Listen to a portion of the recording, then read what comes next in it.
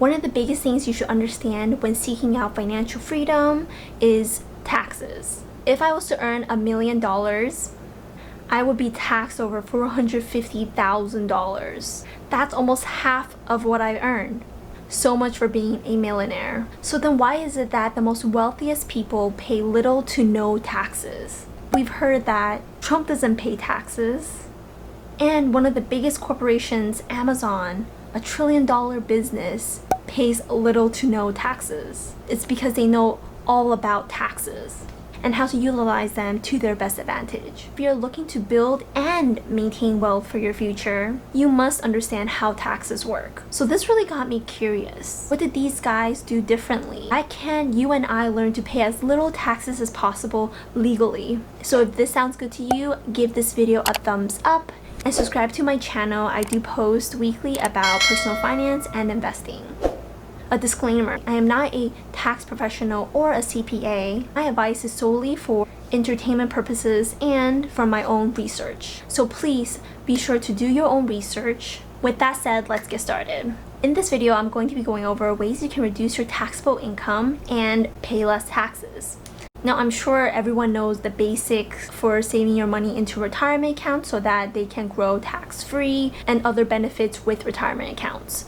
I won't be going over those, such as Roth IRAs or 401ks. I do have another video here, linked up here. I explained the differences between the two, but in this video, I will be going through other ways you can reduce your tax liabilities. Just remember that you may not qualify for all the tax benefits or tax deductions I am going to mention, but these are great to keep in mind for the future when you are seeking out more financial freedom and ways to reduce your taxes, so that you can continue to build but also maintain your wealth.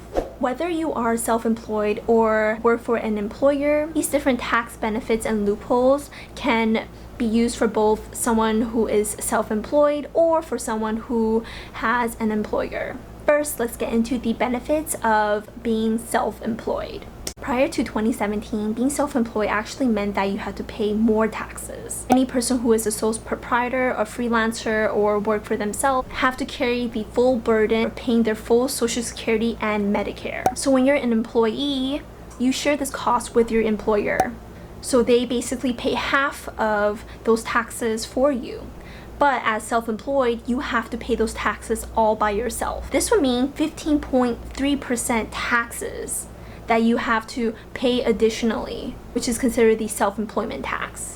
12.4% for Social Security, 2.9% for Medicare. But the Tax Cut and Jobs Act of 2017 has some drastic changes that help ease any tax burden of individuals and businesses. This also applies to small business owners, not just big corporations. It did help big corporations in bringing their corporate income tax rate from 35% down to 21%.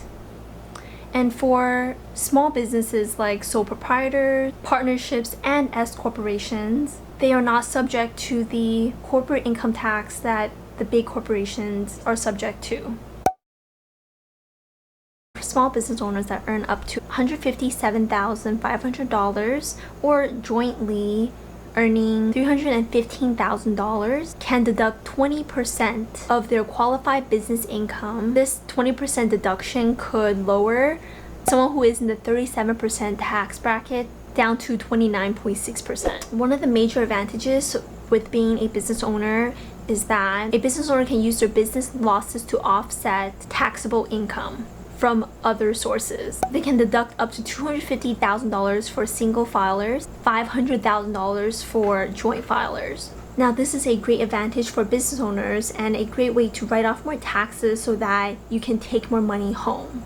Remember that this 2017 Jobs Act is allowing this for small business owners up until 2025. It's best to take advantage of that right now and start your own business. And on top of all these tax deductions, as a business owner, you can also have tax write-offs. You can write off anything that is related to your business and our expenses. So if you, for example, for a car you drive, or for a home office, or for supplies, or even for traveling, there are so many videos out there about how to write off expenses that you have for your business. So I won't go into too much detail about about that, but there are definitely a lot of benefits of being a business owner.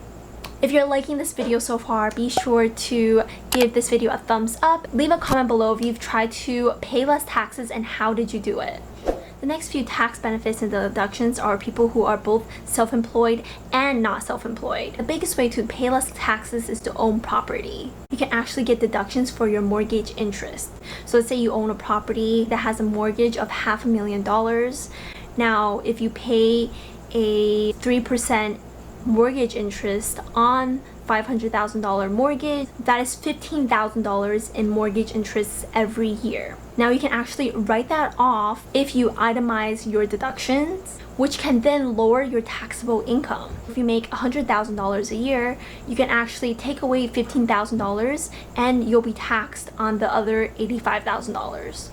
This is a really great way to lower your taxable income just by owning property. Another way to decrease your taxable income by owning a property is through capital gains exclusion. This means that you can own a home and live in the home 2 years out of the 5 years of owning the home. And then when you sell the home within 5 years, you don't have to pay taxes on $250,000 of profit for single filers and $500,000 for joint filers.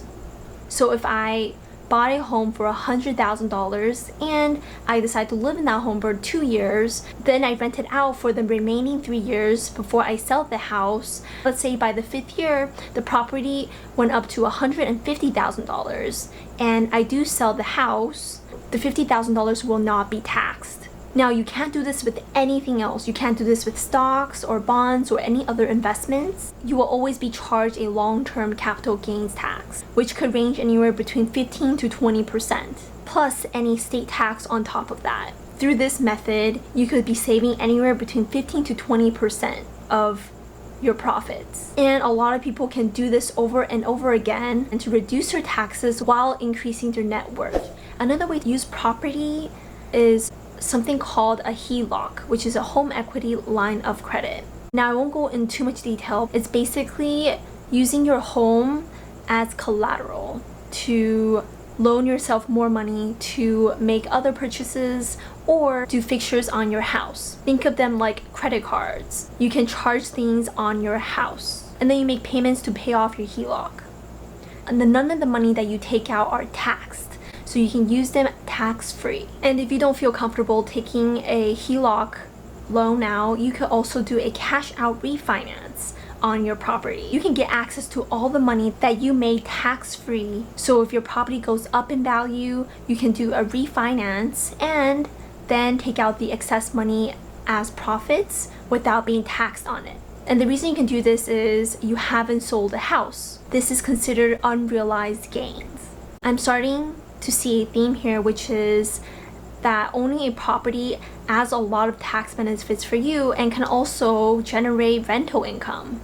And what's so great about rental income is that there is no self-employment tax, which can save you anywhere between 6.3% if you have an employer, up to 15.3% if you're self-employed. So owning a property actually has a lot of advantages. These are some of the ways that I shared with you to reduce your taxable income and pay less taxes and do it legally. So the biggest takeaway from this, I hope you can get, is that to start a business as soon as possible and to start owning or buying a property, because those are really great ways to help you in the long term. This is the reason why the rich get richer, because they take advantage of all of these tax breaks and tax benefits. Remember, I am not a tax professional or a CPA, and you should always do your own research and seek professional help. If you have a job, then purchasing a property might be your next move when you have the down payment ready and when you can get a mortgage. And if you're self-employed, if you don't have an employer, starting a business can also benefit you a lot. You can also work towards buying a property.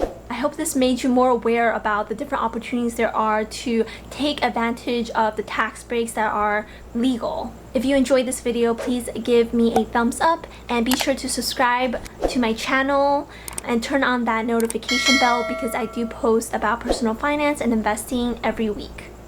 I didn't talk too much about 401ks and IRAs, but I do have this video here where I go into detail about the pros and cons of a 401k versus a Roth IRA.